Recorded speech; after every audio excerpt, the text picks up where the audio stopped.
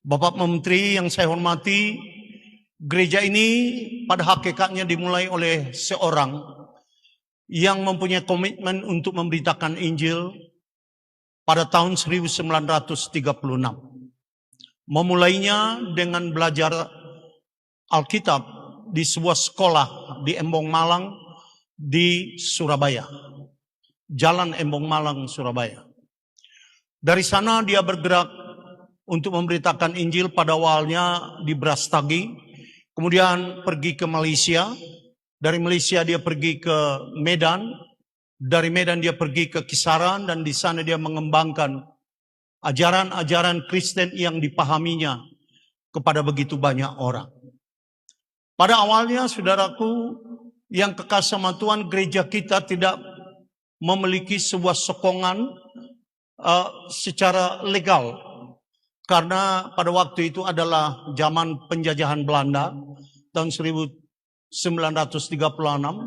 dan hanya ada 3 gereja yang diakui di negara jajahan Belanda atau Hindia Belanda, yaitu Katolik Kerk, kemudian Protestan Kerk, dan ketiga adalah Pinksterkerk.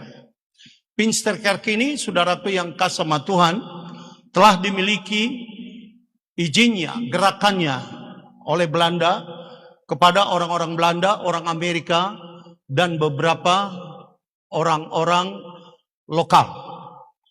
Sehingga pendiri gereja ini tidak memiliki izin apapun. Tidak ada satu izin pun yang dimilikinya, tetapi akhirnya secara basisnya dia bergerak dari satu rumah kepada rumah yang lain, dari satu penginjilan yang bersifat personal kepada penginjilan yang bersifat personal ke tempat lain. Sehingga pada waktu itu belum ada nama gereja. Tapi kemudian saudaraku yang kekasih sama Tuhan, gerakan ini tidak berhenti. Maka banyak orang yang berkumpul untuk menerima ajaran dari pendiri gereja ini. Kemudian dilakukanlah penginjilan-penginjilan yang digerakkan secara sporadis di daerah Tanah Batak. Gereja ini telah berganti nama beberapa kali. Pertama adalah gereja Pinksterkerk Tapanuli. Karena gerakannya ada di daerah Tapanuli, dimulai di daerah Paranginan. Di situ dulu mulanya pergerakan ini.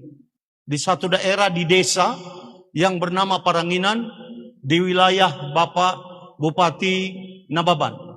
Di sanalah gerakan ini mulai dari satu orang